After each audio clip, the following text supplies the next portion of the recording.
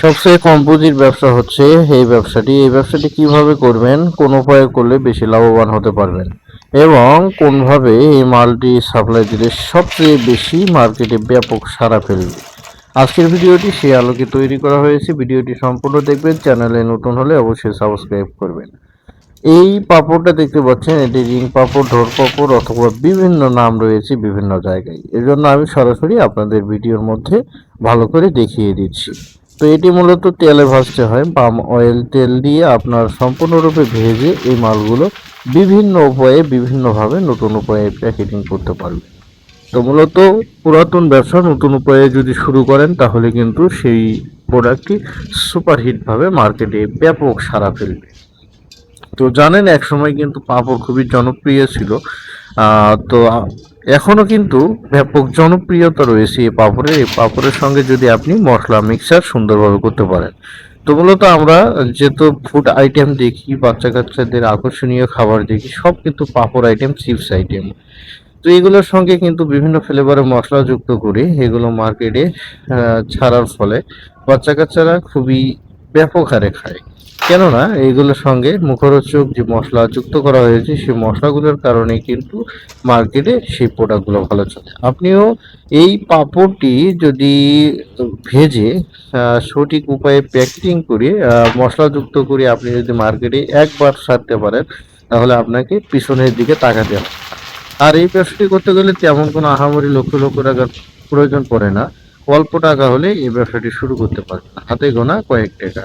যেমন 1,000, 2,000, 5,000, 10,000 টাকা হলে কিন্তু আপনি শুরু করতে পারবেন। প্রথম অবস্থায় আমরা যে যে জিনিসের প্রয়োজন পড়বে, কারাইয়ের প্রয়োজন পড়বে, ছাঁকনির প্রয়োজন পড়বে, অথবা যে পাঁপড় কাঁচামালের প্রয়োজন পড়বে, মশলার প্রয়োজন পড়বে। আপনি এই পাঁপড়গুলো বিভিন্ন জায়গায় পাবেন, ঢাকা, চকবাজার, বেগম বাজার, অথবা আপনার নিকটস্থ যে পাইকারি হোলসেল মার্কেট রয়েছে সেখানে যদি আপনি খোঁজ করেন তাহলে কিন্তু পেয়ে যাবেন। তো মূলত এই পাঁপড়ের ব্যবসাটি আমি অনেকদিন থেকে করি। তো মনে করলাম যেহেতু আমি ভিডিও তৈরি করি, ভিডিওর মাধ্যমে এই মেসেজটি আপনাদের পৌঁছে দেই। এখন কিন্তু এই ব্যবসাটি খুবই ব্যাপক হারে চলতেছে। কেননা এখন মূলত যে সময়টাতে আমি ভিডিওটি তৈরি করেছি সেই সময় থেকে শুরু করে শীত শেষ অবধি এই প্রোডাক্টটি কিন্তু ভালো চলবে। আর বর্তমানে যে আবহাওয়া রয়েছে সে আবহাওয়াতে কিন্তু এই পাপড়ি সহজে নিয়ে যাবে না, অথবা মসমসে ভাব কমে যাবে না। তো মূলত এর জন্য আপনাকে যেটি করতে হবে, পর্যাপ্ত পরিমাণে রোদে দিয়ে তারপরে এই পাপড়টা ভাজতে হবে। রোদে দিয়ে যদি ভাজেন তাহলে 3 থেকে 4 মাস ভালো থাকবে। এবং যখন ভাজবেন, ভাজার পরে আপনি বস্তা প্যাকেট করবেন এই মালগুলো ঠান্ডা হওয়ার পরে। আর যখন গরম থাকবে তখনই কিন্তু মশলাটা আপনি যুক্ত করবেন, চিকেন ফ্লেভার, স্পাইসি ফ্লেভার অথবা বিভিন্ন ফ্লেভার আপনি মশলা যুক্ত করতে পারবেন। এখন নর্মাল অবস্থায় যারা প্রথম শুরু করবেন তাদের কি মশলা দিবেন সেটা আমি আপনাদের বলে দিই। যেহেতু ভিডিও তৈরি করি, ভিডিওর ভিতর কোনো কিছু গোপন রাখার কোনো প্রয়োজন পড়ে না। অনেক ইউটিউব চ্যানেল রয়েছে অনেক বিষয় গোপন রাখে, তো আমি কোনো বিষয় গোপন রাখি না, আপনাদের জন্য মুক্ত করে দিই, শুধুমাত্র আপনাদের ভালোবাসা পাওয়ার জন্য।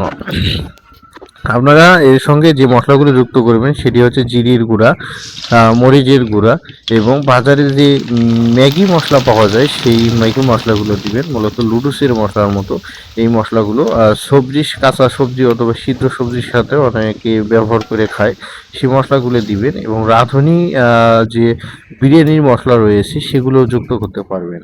তারপর ধনিয়ার গুঁড়া, বিট লবণ পরিমাণ মতো দিবেন, এগুলো স্বাদ মতো পরিমাণ মতো দিবেন তাহলে হবে। এবং সবচেয়ে বড় বিষয় হচ্ছে টেস্টিং সল্ট নামে একটি প্যাকেট পাওয়া যায়, সেটি আপনি কিনবেন। 20 থেকে 25 টাকা প্যাকেট নেবে, সম্ভবত 50-100 গ্রাম। সেটি কিনে কিন্তু এর সঙ্গে আপনি মিশ্রণ করলে আরও স্বাদ কিন্তু দ্বিগুণ বেশি হবে। তো এই জন্য অবশ্যই টেস্টিং সল্টটা আপনারা ব্যবহার করবেন এবং বিট লবণ ব্যবহার করবেন ভালোটা। তো অবশ্যই ব্যবহার করবেন গরম থাকা অবস্থায়। ধন্যবাদ সবাইকে। কমেন্ট করুন।